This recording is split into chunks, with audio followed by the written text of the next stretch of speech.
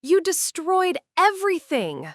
Calvin screamed from his wheelchair, his face twisted with rage as he hurled his water bottle across the room. I had a life, Madeline. I had dreams. I had a future, and you took it all away from me.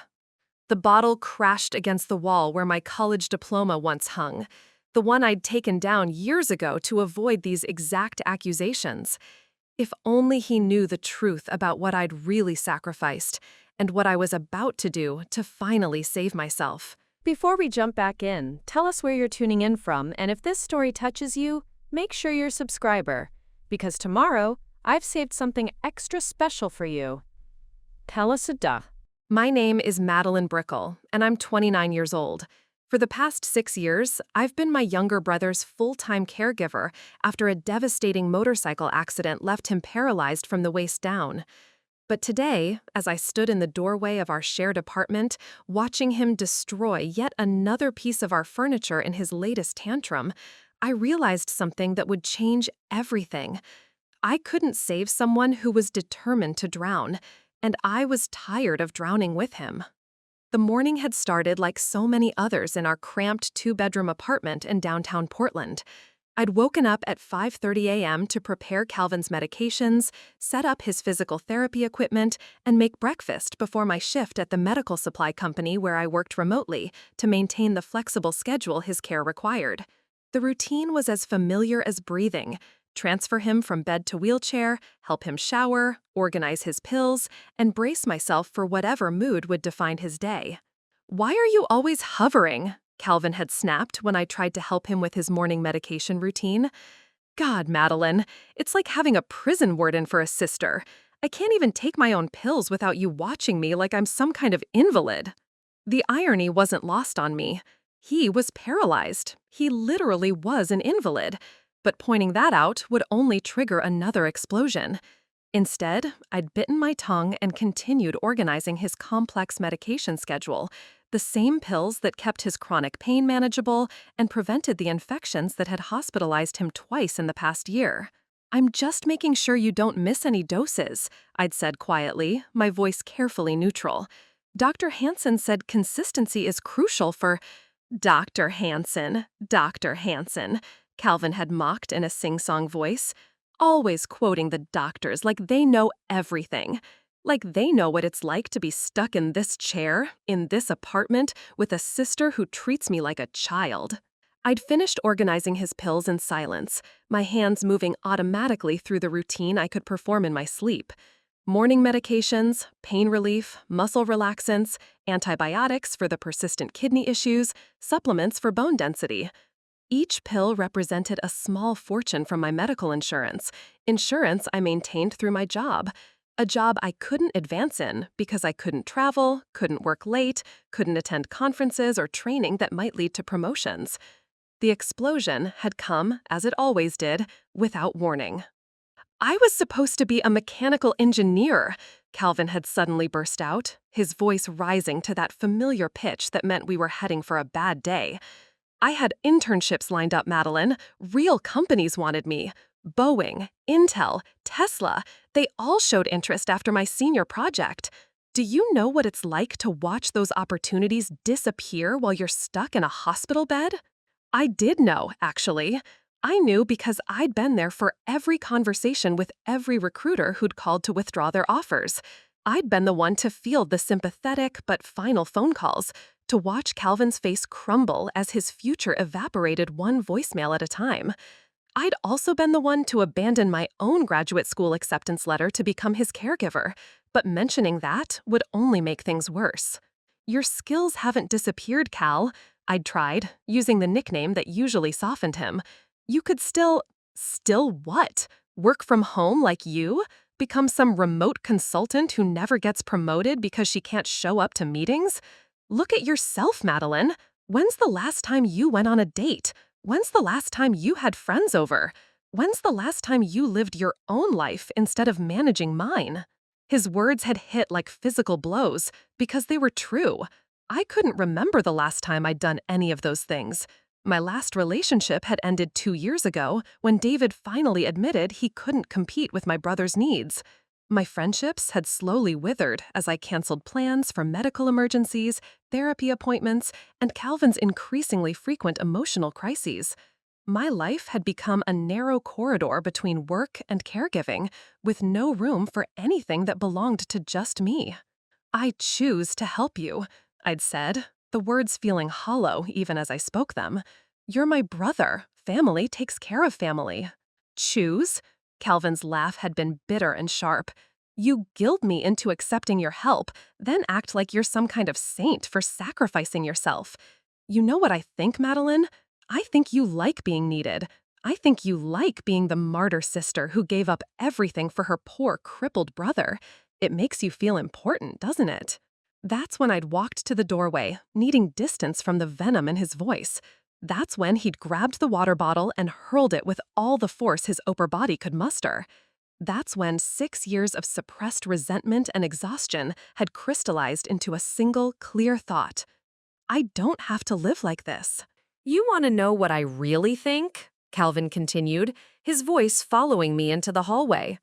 I think you like that I'm dependent on you.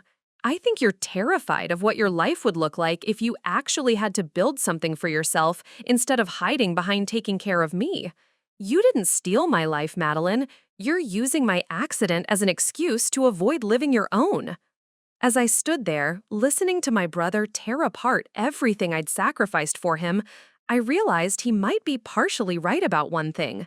I had been avoiding my own life, but not by choice, and not because I enjoyed being needed. I'd been avoiding it because every time I tried to reach for something of my own, he pulled me back with another crisis, another guilt trip, another reminder of how much he'd lost and how much I owed him. What Calvin didn't know, what nobody knew, was that I'd already made a decision that would change both of our lives forever. Let me take you back to who I was before that motorcycle accident changed everything. 6 years ago, I was Madeline Brickel, 23 years old, fresh out of college with a degree in biomedical engineering, and the world spread out before me like an endless highway. I had just been accepted into Stanford's graduate program for prosthetics design, a field that fascinated me because it merged cutting-edge technology with human compassion. My apartment near the university was tiny but mine, filled with textbooks, half-finished engineering projects, and dreams that felt as solid as the equations I solved. Calvin was my younger brother by 3 years, and back then, our relationship was what you'd expect from siblings who'd grown up supporting each other through our parents' messy divorce. We were close but independent, each pursuing our own paths with mutual respect and genuine affection. He was finishing his senior year in mechanical engineering at Oregon State, already fielding offers from major companies who were impressed by his innovative senior project, a revolutionary motorcycle suspension system that could adapt to road conditions in real time. Our parents, Harold and Shelley Brickel, had divorced when I was 16 and Calvin was 13. Dad had moved to Denver for work, sending monthly checks but rarely visiting. Mom had thrown herself into her real estate career in Seattle, building a successful practice that kept her busy 6 days a week. Calvin and I had learned to rely on each other during those turbulent years, creating a bond that felt unbreakable but never suffocating. We were each other's safe harbor, not each other's anchor. I remember the last normal conversation we'd had, just 2 weeks before the accident. Calvin had called me from Corvallis, excited about a job interview with Tesla's engineering division. "Maddie," he'd said, using the childhood nickname that always made me smile, "they want me to fly to California next month. The recruiter said my suspension design could revolutionize their roadster line." "That's incredible, Cal," I'd replied, genuinely thrilled for him. "You're going to change the automotive industry." "And you're going to help people walk again with those prosthetics," he'd said. "Look at us, the Brickel siblings taking over the world of engineering." We'd laughed about our parents' reaction when they learned both their children were pursuing engineering careers, despite neither of them having any technical background. Mom sold houses, Dad managed insurance claims, but somehow they'd raised 2 kids who lived and breathed mechanical solutions to human problems. My life in those days had a rhythm that felt sustainable and exciting. I worked part-time at a medical device company to gain experience and pay for my modest lifestyle. My evenings were spent studying for the GRE, working on my graduate school applications, and occasionally dating a fellow engineering student named Marcus, who shared my passion for biomechanics. Preparing and narrating this story took us a lot of time, so if you are enjoying it, subscribe to our channel. It means a lot to us. Now back to the story. We'd spend hours discussing the future of human-machine interfaces, dreaming about innovations that could restore mobility to accident victims. The irony of that interest would become painfully clear later. I had friends who challenged me intellectually and supported me emotionally. Sarah, my college roommate, had become a software engineer at a startup. Jenny worked in medical research at OHSU. Maria had started her own consulting firm. We'd meet monthly for dinner, sharing our professional victories and personal struggles with the easy intimacy of women who'd grown up together in the academic pressure cooker of engineering school. My apartment reflected my optimism about the future. The walls were covered with inspiration boards showing prosthetic designs, photos from engineering conferences, and acceptance letters from graduate programs. My desk held meticulous plans for my thesis research, exploring how neural interfaces could create more intuitive prosthetic control. I'd even started learning Mandarin, knowing that much of the advanced manufacturing for medical devices happened in Asia. Calvin had his own trajectory that ran parallel to mine. His apartment in Corvallis was equally focused, but in a different direction. Where I was fascinated by human enhancement, he was obsessed with mechanical perfection. His senior project workspace looked like a high-tech garage, filled with motorcycle parts, computer simulations, and prototypes of suspension components that could think faster than any human rider. We'd video chat every Sunday, sharing our weekly victories and frustrations. Calvin would show me his latest mechanical innovations, while I'd explain my research into neural pathway mapping. Despite our different specializations, we understood each other's passion for solving complex problems through engineering excellence. Our family dynamic was comfortable in its predictable dysfunction. Mom would call monthly to update us on her latest real estate deals and ask perfunctory questions about our studies. Dad would send awkward text messages on birthdays and holidays, clearly struggling with how to maintain relationships with adult children he barely knew. Calvin and I had accepted this distance as normal, even preferable to the dramatic fights that had characterized our parents' marriage. Looking back, I think I was naively optimistic about how cleanly life could be compartmentalized. I believed that if you worked hard, made good choices, and treated people with kindness, life would generally cooperate with your plans. I understood that unexpected challenges could arise, but I thought they could be solved with enough intelligence, determination, and proper planning. I had savings account goals, career advancement timelines, and even tentative plans for when Marcus and I might move in together. Everything felt manageable because everything was manageable. My biggest stress was choosing between Stanford's program and a competing offer from MIT. My worst day involved a failed prototype and a brutal mechanical engineering exam. The night before Calvin's accident, I'd been working late on a prosthetic hand design that could distinguish between different textures through tactile feedback. I'd finally solved a sensor placement problem that had been frustrating me for weeks, and I'd called Calvin to share my excitement. He'd been out with friends, celebrating his upcoming Tesla interview, and I could hear laughter and music in the background. "Maddie, you're brilliant," he said, slightly drunk but sincere. "You're going to help so many people." "Right back at you, little brother," I'd replied. "Your suspension system is going to save lives." 24 hours later, I'd be sitting in a hospital waiting room, learning that Calvin's innovative motorcycle, equipped with his own prototype suspension, had hit a patch of black ice on Highway 34 and thrown him into a concrete barrier at 60 miles per hour. The call came at 2:47 a.m. on a Tuesday in March. I know the exact time because I was staring at my phone's glowing display when it rang, having just finished a late-night session debugging code for my prosthetic control algorithm. The number was unfamiliar, a 541 area code that I vaguely recognized as somewhere in Oregon. "Is this Madeline Brickel?" The voice was professional but strained, the kind of careful tone that medical professionals use when they're about to deliver life-changing news. "Yes," I said, instantly alert. Something in the caller's voice made my stomach drop. This is Dr. Elmsworth at Good Samaritan Hospital in Corvallis. I'm calling about your brother, Calvin Brickel. He's been in a motorcycle accident. The words hit me like a physical blow.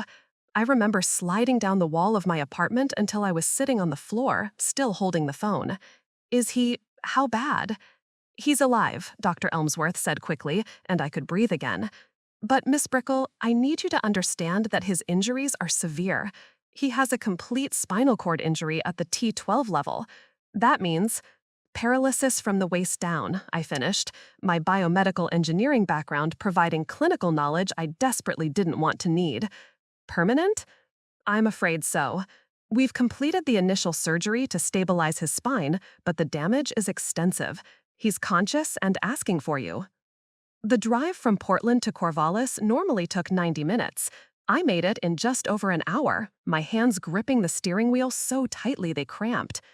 The whole way, my mind raced between denial and acceptance, between hope for some miraculous exception and the cold reality of spinal cord anatomy.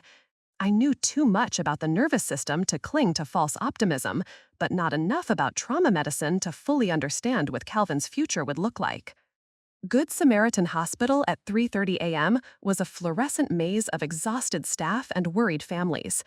I found Calvin in the ICU, connected to more machines than I could count, his legs unnaturally still beneath the white hospital blanket.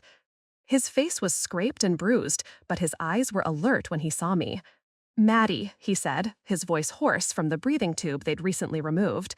"I can't feel my legs." I took his hand, surprised by how normal it felt, warm, responsive, undeniably alive. "I know," I said, because there was no point in false comfort. "My bike," he said, and I could see him struggling to piece together what had happened. I was testing the new suspension. There was ice on the road, and when I hit it, the system couldn't compensate fast enough. The irony is that a normal suspension might have handled it better. Even in his hospital bed, hours after an accident that had changed his life forever, Calvin was still thinking like an engineer, analyzing the mechanical failure that had led to his catastrophe. It was so perfectly him that I almost smiled. "The doctor says I'll never walk again," he continued, his voice matter-of-fact in a way that scared me more than tears would have.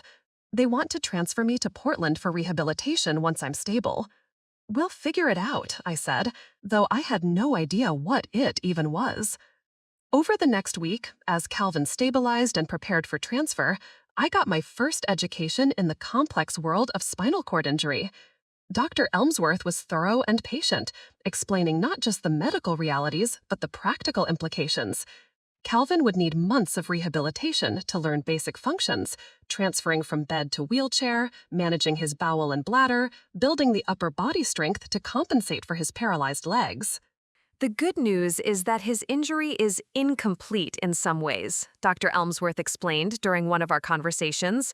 He has some sensation and limited movement in his core muscles. With proper therapy and equipment, he can live a relatively independent life eventually. Eventually. The word carried so much weight. I called our parents from the hospital cafeteria on Kelvin's third day. Mom answered on the first ring, her realtor's training making her sound alert despite the early hour. "Madeline, what's wrong?" I told her about the accident, about Calvin's condition, about the long road of rehabilitation ahead. There was a long silence before she spoke. "Oh, God, my poor baby. I'll catch the next flight down." She arrived that evening, efficient and take charge in the way that had made her successful in real estate. She hugged Calvin, asked the right questions of the medical staff, and within hours had researched rehabilitation facilities and insurance coverage. But by the third day of her visit, I could see the calculation happening behind her eyes. "Sweetheart," she said to Calvin while I was arranging his bedside table, "you know I'd do anything for you. But my practice is at a crucial point right now.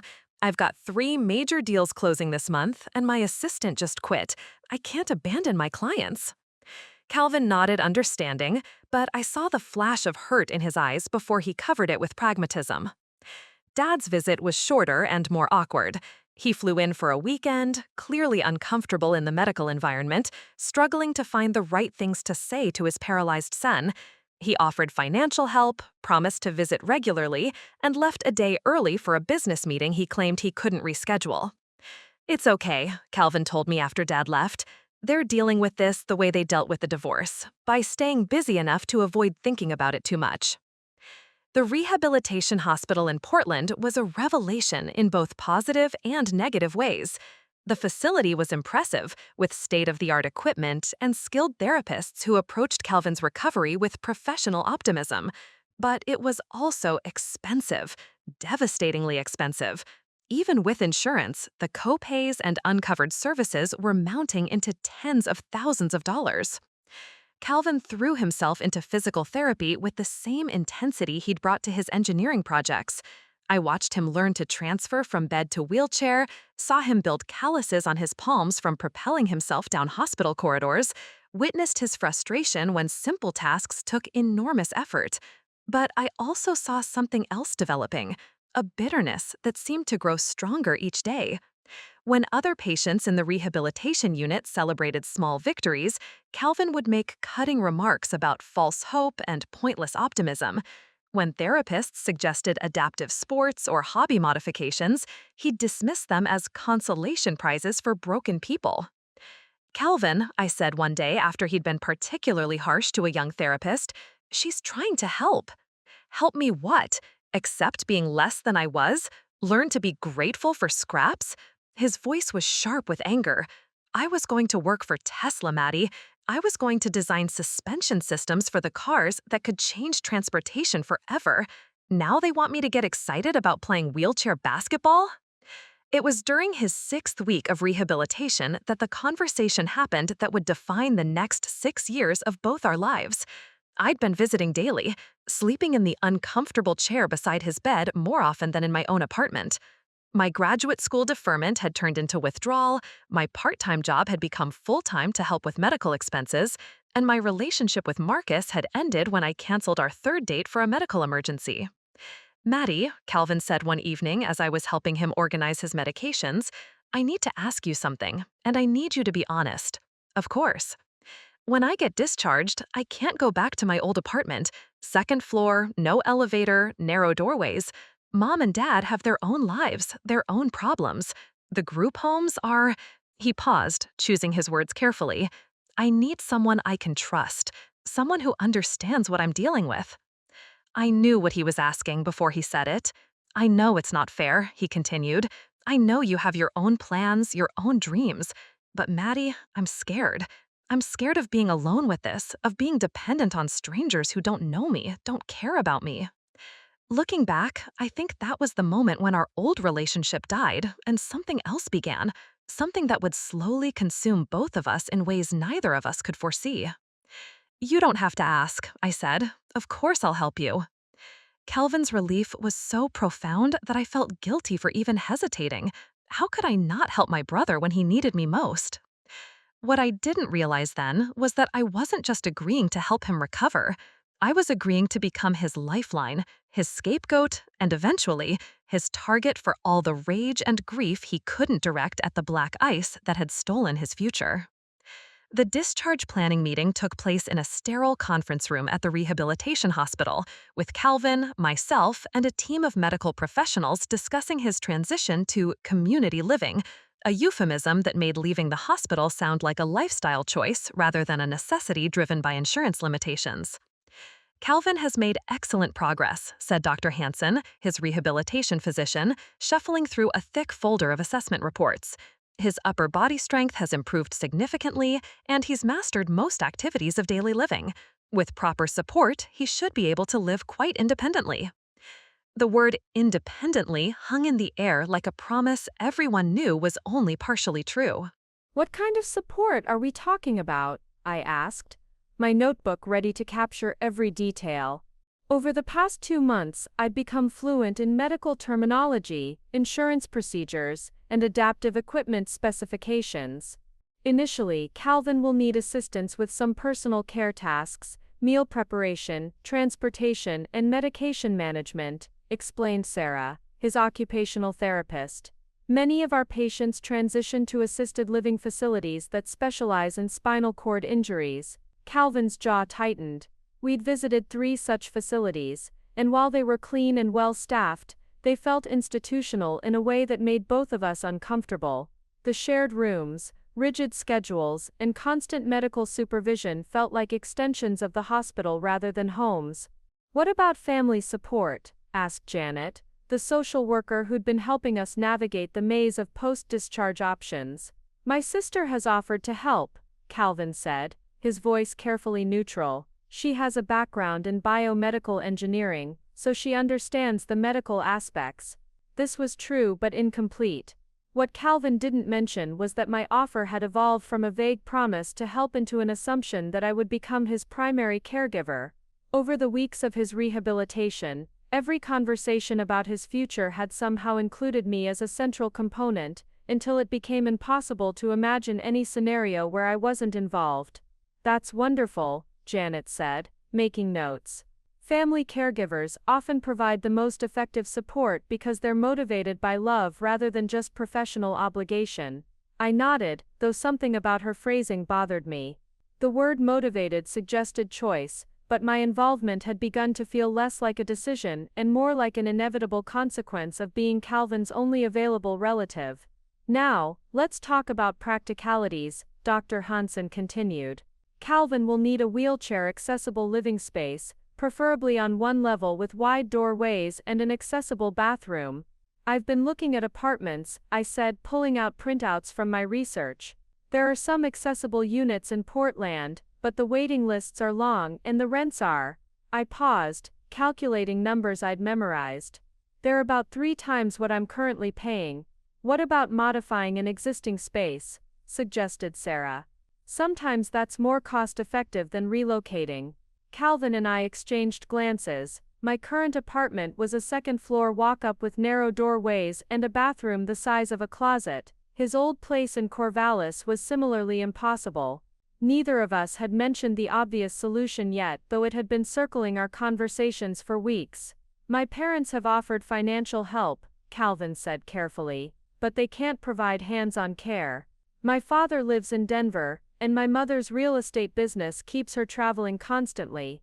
This was our family's first explicit acknowledgement that Calvin's care would fall primarily to me. Our parents had visited regularly during his hospitalization, expressing love and concern, but their offers of support had been consistently financial rather than practical. Dad had promised to help with medical expenses, Mom had offered to pay for adaptive equipment, neither had suggested rearranging their lives to provide daily care. "The good news is that Calvin won't need round-the-clock medical supervision," Dr. Hansen said. "Someone with basic training can manage his care needs, helping with transfers when necessary, medication reminders, assistance with meal preparation. It's more like having a very attentive roommate than being a medical professional." A very attentive roommate. The phrase made it sound so casual, so manageable. What they didn't explain was that basic training would mean learning to manage catheters when Calvin developed urinary tract infections, understanding the signs of autonomic dysreflexia that could signal life-threatening blood pressure spikes, and becoming expert in wound care when pressure sores developed from sitting too long. "There are caregiver support programs," Janet added, handing me a folder of resources, training workshops, respite care options, support groups. "You wouldn't be doing this alone." I accepted the folder gratefully, though I noticed that all the programs had waiting lists, limited availability of our fees that would strain our already tight budget. "What about work?" I asked, addressing the question that had been keeping me awake at night. "I currently work full-time. Would Calvin need someone home during the day?" "Initially, yes," Dr. Hansen admitted. "For the first few months it's important to have someone available in case of emergencies while Calvin adjusts to his new routine. Eventually, many of our patients are comfortable being alone for extended periods." Eventually, there was that word again, with its promise of future independence that felt both hopeful and impossibly distant. Calvin spoke up for the first time in several minutes. "Maddie, I know this is asking a lot. I know you have your own life, your own career goals. If it's too much, we can look at other options." But we all knew there weren't really other options, not ones that felt acceptable to either of us. The assisted living facilities were institutional and expensive. Hiring private caregivers would cost more than I made in a year. Our parents' support was well-intentioned but limited by geography and obligations. It's not too much, I said, because what else could I say? We're family. We'll figure it out together. The relief on Calvin's face was immediate and profound. For the first time since the accident, I saw him smile with genuine happiness rather than forced optimism. "Thank you," he said quietly. "I promise I'll be as independent as possible. I won't be a burden." The medical team smiled approvingly at our family solidarity. Janet made notes about our excellent support system. Dr. Hansen scheduled follow-up appointments and handed me a stack of educational materials about spinal cord injury care. What none of us discussed in that cheerful conference room was how the dynamic of our relationship would change when I became responsible for Calvin's most basic needs. We didn't talk about how caring for someone you love can gradually transform affection into obligation, or how receiving care from family can turn gratitude into resentment. We didn't discuss what would happen if Calvin's promised independence didn't develop as expected, or if my sacrifices became larger and more permanent than anyone anticipated.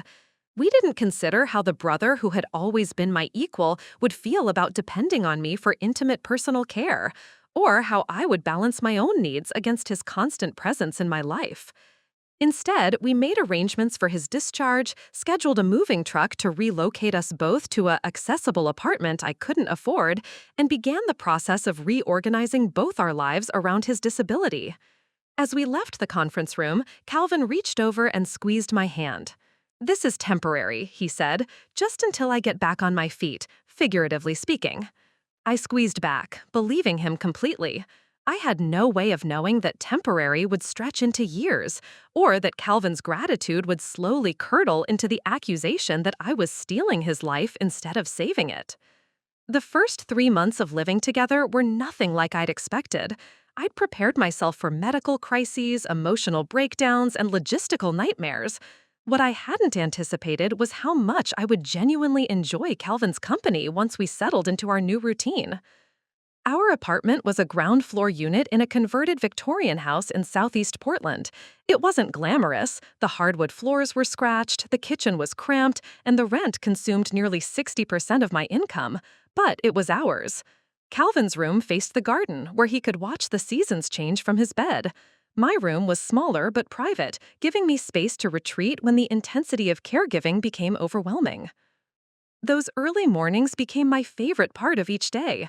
Calvin was always naturally alert in the morning, his pain levels lowest, his mood most optimistic.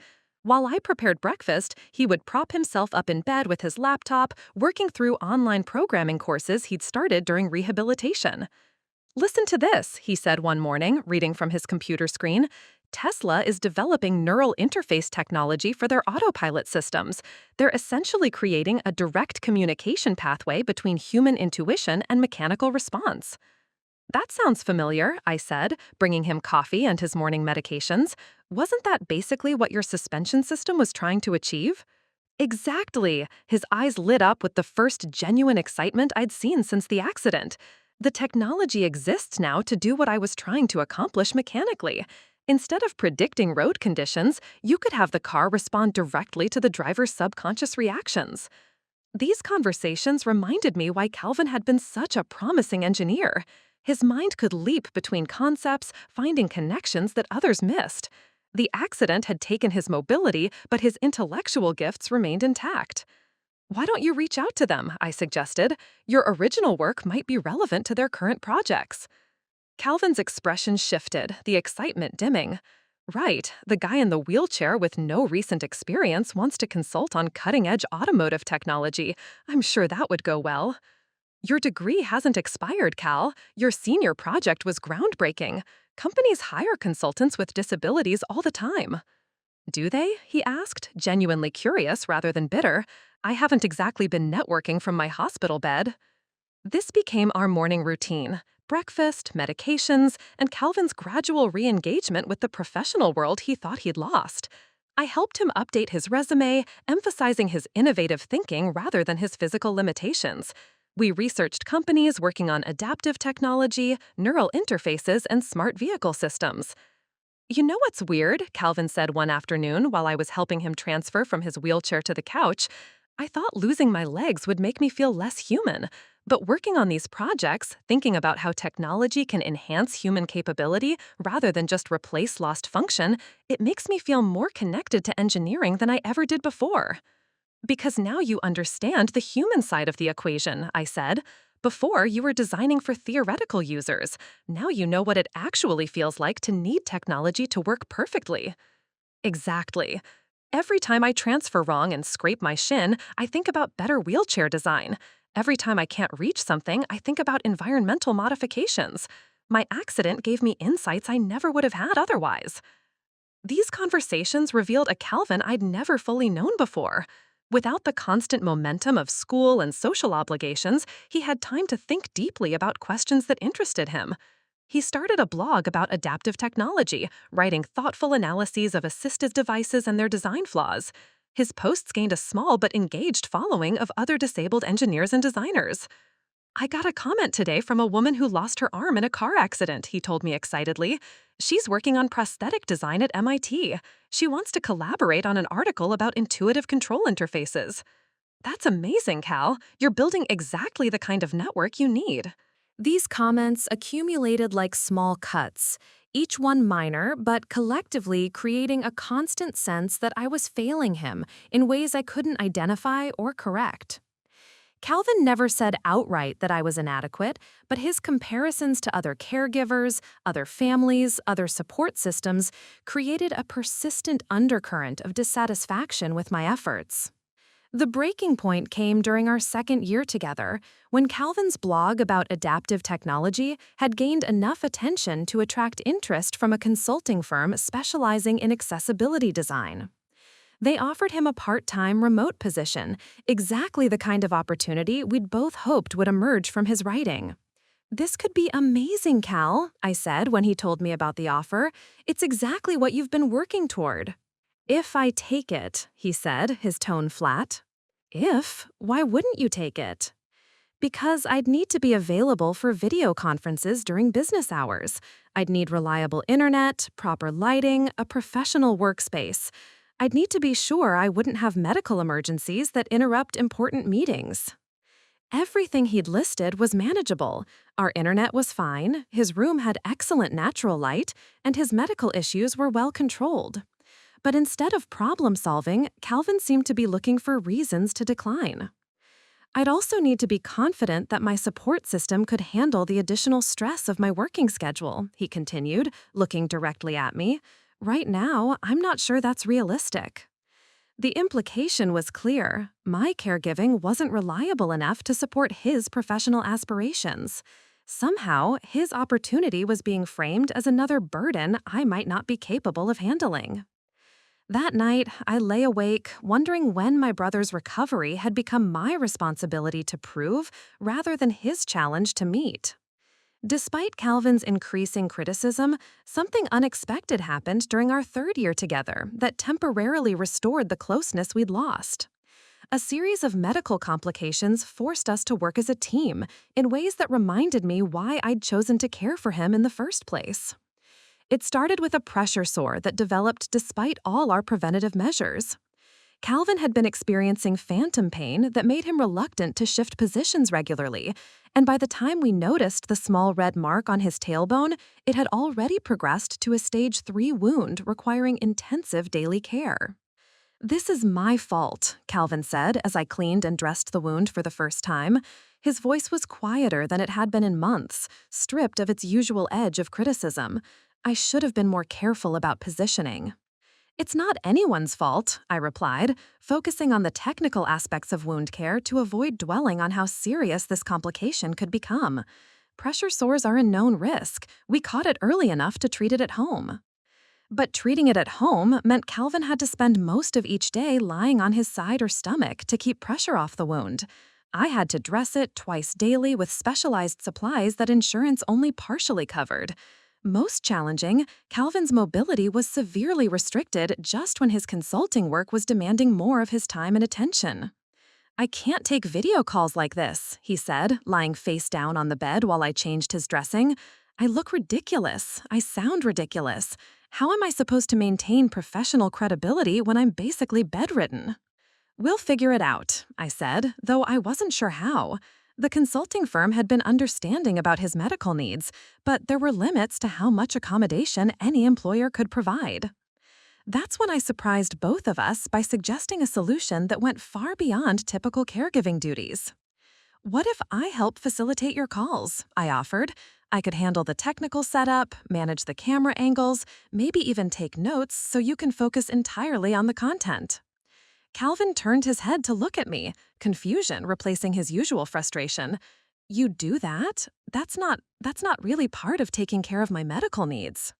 No, I agreed, but it's part of taking care of you as a whole person. Your work isn't separate from your health, Cal. Your professional success is part of your recovery.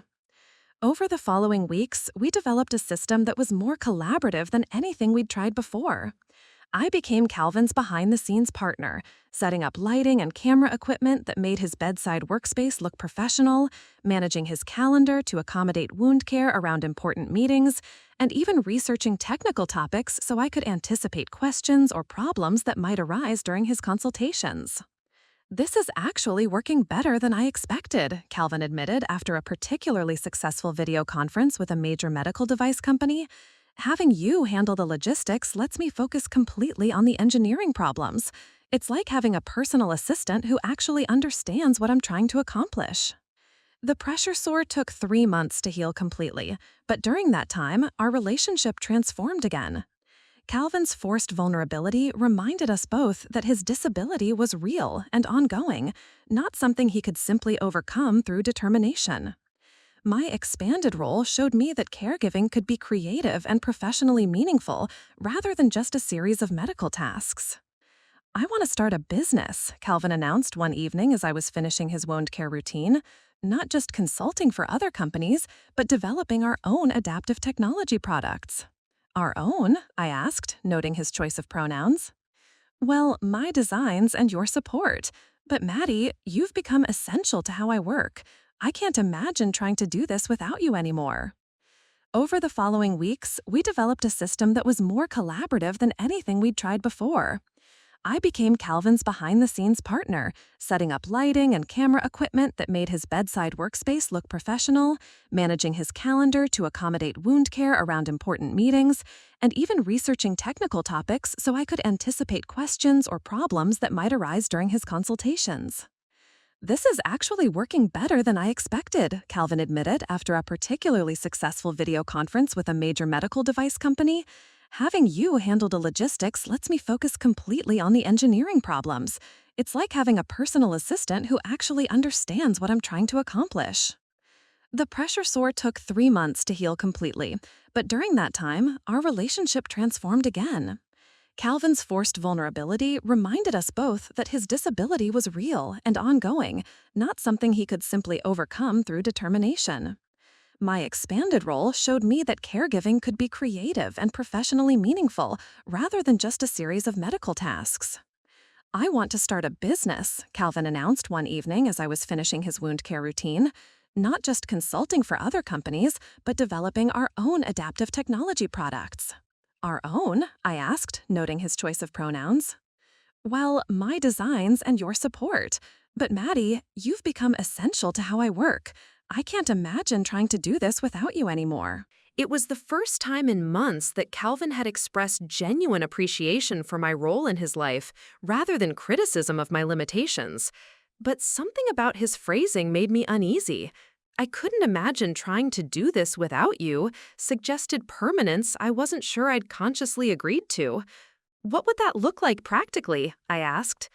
You'd probably need to cut back on your other work to focus on this full-time.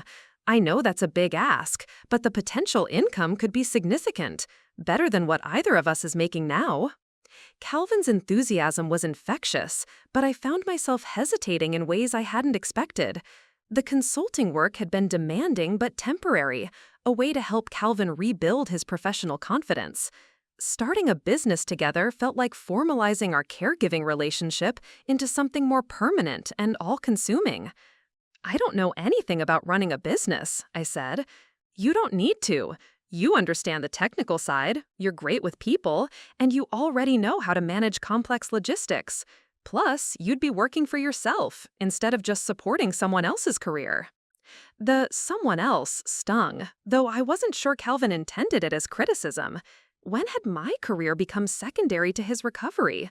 When had my professional identity become so intertwined with his needs that I couldn't imagine separating them?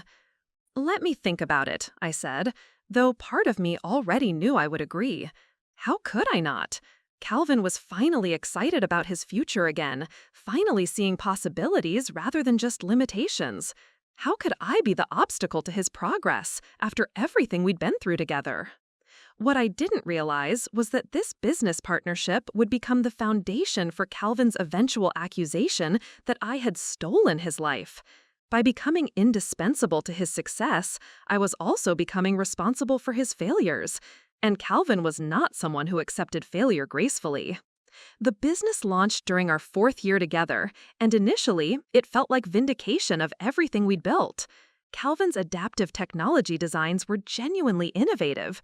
Wheelchair modifications that could predict user needs, voice-controlled environmental systems that learned from behavioral patterns, prosthetic interfaces that responded to neural signals with unprecedented precision. My role evolved from caregiver to business partner, handling client communications, managing project timelines, and translating Calvin's technical brilliance into proposals that non-engineers could understand. But success brought complications I hadn't anticipated. As our client base grew, so did the demands on both of us. Calvin's consulting calls stretched later into the evening, requiring me to maintain his care schedule around increasingly unpredictable business needs. Medical appointments had to be rescheduled around client deadlines. My own health began to suffer as I prioritized Calvin's professional obligations over basics like regular meals and adequate sleep. We need to hire help, I suggested, after a particularly brutal week where I'd averaged 4 hours of sleep per night. Maybe a part-time assistant to handle some of the administrative work, or a backup caregiver for when business demands are especially intense. Calvin's reaction was immediate and sharp. Absolutely not. Do you know how much it would cost to hire someone with the technical background to understand what we're doing? And finding someone trustworthy enough to handle confidential client information, it's not worth the risk.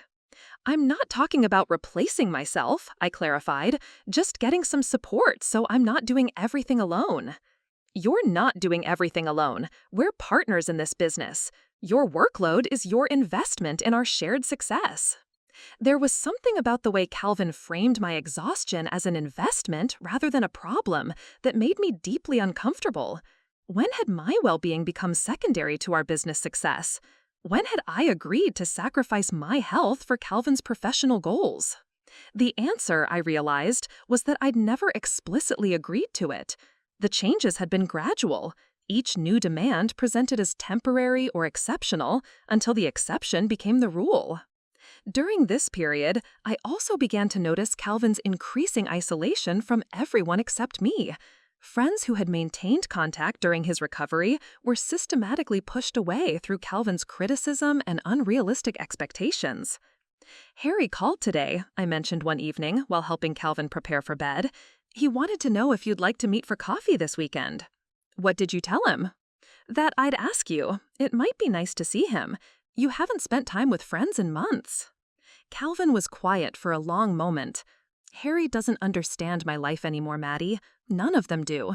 They want to pretend nothing has changed, that we can just pick up where we left off before the accident. It's exhausting. Maybe they're trying to treat you normally because they care about you." Normal. Calvin's voice took on the bitter edge that had become increasingly familiar. There's nothing normal about needing help to shower, about having to plan every outing around wheelchair accessibility, about canceling plans when my body decides to have a bad day. I understand Calvin's frustration, but his response seemed disproportionate to Harry's simple invitation for coffee. When had spending time with old friends become another burden rather than a source of joy? Maybe if you explained... Explained what? That I can't be the person they remember? That seeing them reminds me of everything I used to be able to do? That their pity, disguised as friendship, is worse than honest rejection? These conversations followed the same pattern. Calvin would interpret any social invitation as evidence that people didn't truly understand his situation, then use that interpretation to justify further isolation. Gradually, I became his only consistent social contact, bearing the full weight of his emotional needs in addition to his physical care and business partnership. The most troubling development was Calvin's growing tendency to reframe my support as control. Tasks I performed to help him maintain independence were reinterpreted as evidence that I was managing his life rather than supporting it. "You scheduled my doctor's appointment for Tuesday," he said one morning, reviewing his calendar. "Yes, that was the first available slot with Dr. Hansen. You said the pain in your shoulders was getting worse." I said it was getting worse. I didn't say I wanted to see the doctor immediately. Maybe I wanted to try physical therapy first or adjust my medication routine. "Of course. Do you want me to reschedule?" "That's not the point, Maddie. The point is that you made a medical decision for me without asking what I preferred. You assumed you knew what was best for me." These reframings were maddening because they contained just enough truth to make me question my own motivations. Was I being helpful or controlling? Was I supporting Calvin's independence or undermining it? Had I become so invested in managing his care that I'd forgotten to respect his autonomy? The worst part was that Calvin's criticism seemed designed to make me doubt myself, while simultaneously ensuring I remained indispensable to his daily functioning. He would complain that I was too involved in his medical decisions, then panic if I suggested he handle an appointment scheduling himself. "I need you to call Dr. Hansen about adjusting my pain medication," he'd say, then follow it with, "You always take over everything. Can't I make my own medical decisions?" By our 5th year together, I felt like I was walking a tightrope between doing too much and not doing enough, with Calvin as the sole judge of where the balance should lie. The goalposts kept moving, but I was always the one who had somehow missed the target. What I didn't understand yet was that this impossible standard was intentional, that Calvin's dissatisfaction with my care wasn't about my performance, but about his resentment of needing care at all. The explosion that would end our living arrangement came during our 6th year together, on what should have been a day of celebration. Our adaptive technology business had just secured its largest contract, a partnership with a major medical device manufacturer to develop next-generation wheelchair control systems. It was everything Calvin had worked toward, validation that his engineering brilliance hadn't been diminished by his accident. I'd spent the morning preparing for the contract signing video call, ensuring Calvin's workspace was perfectly lit, his presentation materials organized, and his medication schedule adjusted so he'd be at his sharpest during the meeting. The call went flawlessly. Calvin's technical explanations were brilliant, his responses to client questions were confident and insightful, and by the end of the hour, we had a signed agreement worth more money than either of us had ever imagined earning. "We did it," I said as soon as the call ended, genuinely thrilled for both of us. "Calvin, this is incredible. This contract could change everything." "We?" Calvin's voice was cold, in a way that immediately shifted the energy in the room. "What exactly did we do, Madeline?" I was confused by his tone. "We built this business together. We've been working toward this moment for 2 years. "You've been working toward this moment," Calvin corrected. "I've been living it. There's a difference between choosing to pursue a goal and having no other options because someone else has organized your entire life around their version of what's best for you." "I don't understand. This is what you wanted. You said—" "I said a lot of things when I was grateful for any scrap of independence you were willing to allow me. But do you know what just happened in that call, Madeline? I presented my designs, my innovations, my technical expertise, and the client asked if they should send the contract to you because you handle business operations." I felt the familiar twist of anxiety that came whenever Calvin's mood shifted this dramatically. "I can clarify with them that you're the primary what? The primary invalid who needs his sister to handle adult responsibilities? The genius engineer who can't manage his own business affairs because he's too busy being disabled? That's not how anyone sees this, Calvin. You're the creative force behind everything we've built." "Am I? Or am I the tragic inspiration while you're the actual functional adult in this partnership? His voice was rising, taking on the sharp edge that meant we were headed somewhere dangerous. Tell me, Madeline, when did you last make a decision about your own life that didn't revolve around my needs? The question hit me like a physical blow because I couldn't answer it. When had I last made a purely personal choice? When had I last prioritized my desires over Calvin's care requirements? This business exists because I supported your recovery, I said carefully. Everything we've built together came from helping you find a new path after the accident.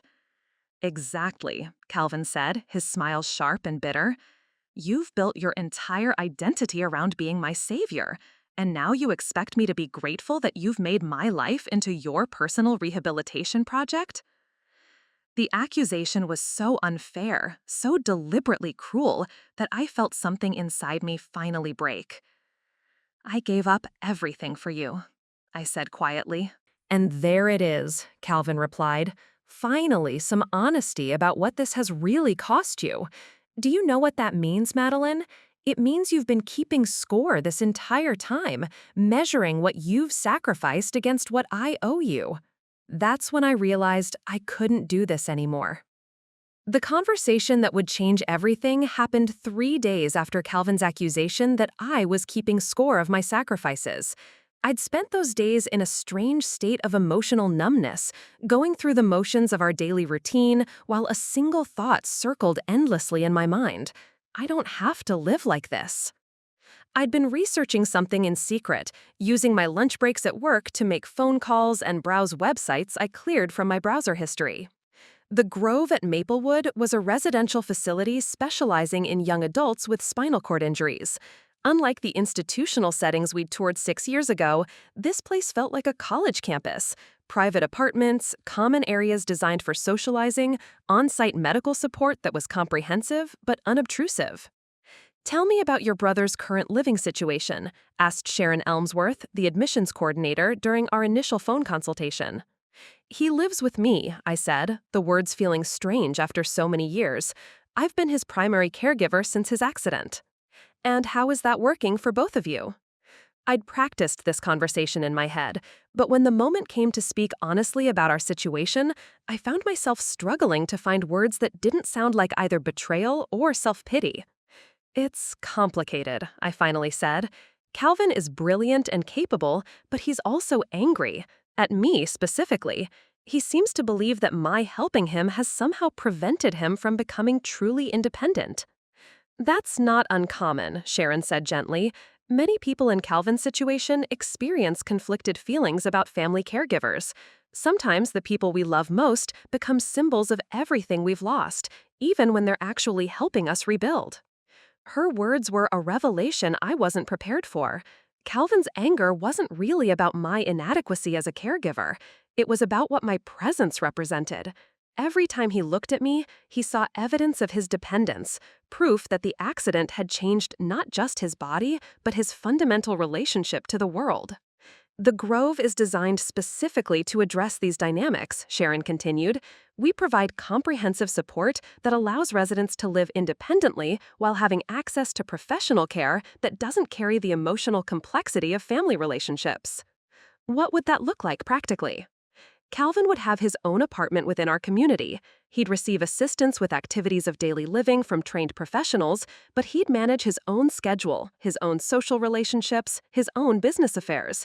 Many of our residents find that physical distance from family actually improves their emotional relationships. The possibility she was describing sounded like freedom for both of us. Calvin's freedom to be independent without feeling indebted, and my freedom to rebuild a life that belonged to me rather than existing solely in service to his needs. The cost is significant, Sharon admitted, but many families find ways to make it work. Insurance covers some services, and there are various funding programs available. After the call, I sat in my car outside my office building, staring at the brochure I'd requested. The photographs showed young people who looked genuinely happy, not the forced positivity of medical marketing, but real joy. People who were disabled but not defined by their disabilities, supported but not suffocated by care. For the first time in 6 years, I allowed myself to imagine a life where Calvin's well-being wasn't my sole responsibility, where his bad days didn't determine my emotional state, where I could pursue my own goals without constantly calculating how they might affect his needs. I was going to present this option to Calvin, and I was prepared for him to see it as the ultimate betrayal. I brought the Grove at Maplewood brochure home on a Thursday evening, my hands shaking as I placed it on the kitchen table where Calvin would see it during dinner. I'd rehearsed various ways to introduce the topic, but every approach felt either manipulative or cowardly. "What's this?" Calvin asked, rolling up to the table and immediately noticing the glossy pamphlet. "It's a residential community for people with spinal cord injuries," I said, my voice steadier than I'd expected. "I think you should consider it." Calvin's face went through a series of expressions: confusion, recognition, and then a cold fury that made me step back from the table. "You want to get rid of me," he said, his voice deadly quiet. "I want both of us to have a chance at real independence," I replied. "Calvin, we're both miserable. You resent needing my help, and I'm exhausted from providing care that you see as control. This place could give you the support you need without the emotional complexity of family dynamics." "Emotional complications," Calvin repeated. "Is that what I am to you now?" "You're my brother, and I love you. But Calvin, look at us. Look at what we've become. You can't stand having me involved in your daily life, but you panic when I suggest stepping back. I can't pursue my own goals without feeling guilty about neglecting your needs. This isn't sustainable for either of us." Calvin was quiet for a long moment, studying the brochure with the same intensity he'd once brought to engineering problems. When he looked up, his expression was calmer, but somehow more devastating.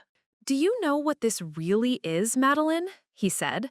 "This is you finally admitting that you can't handle the reality of who I am now.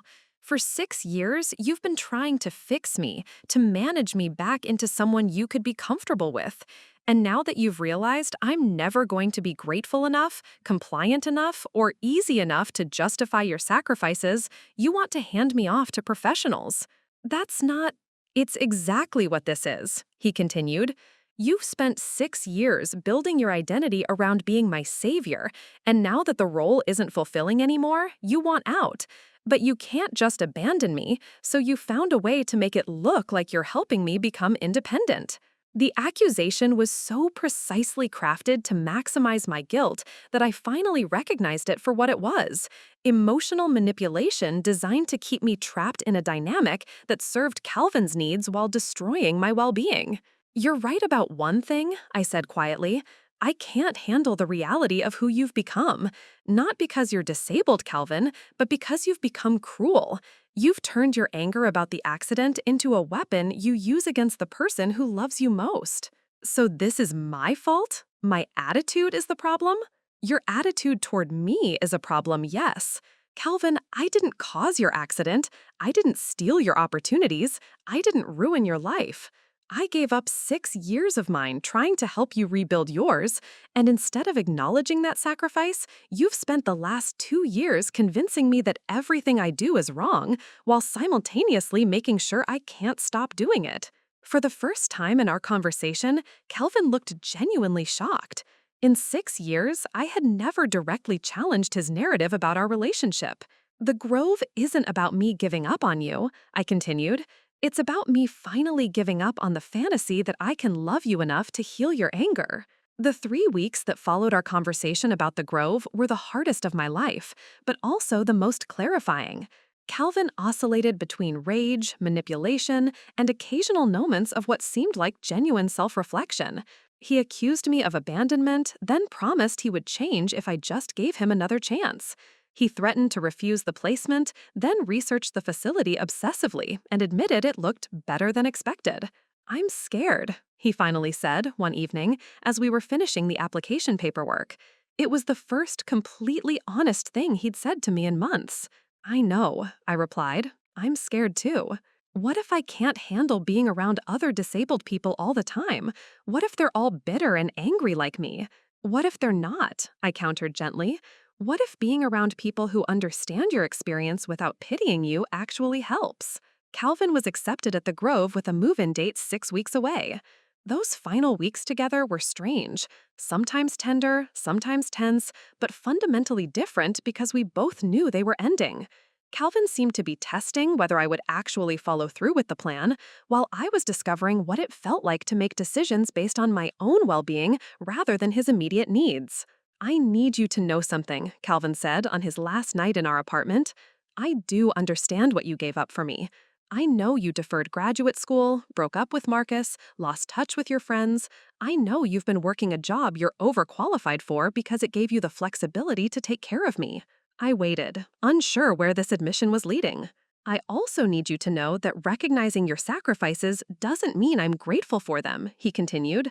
"That probably sounds horrible, but I think gratitude requires choice.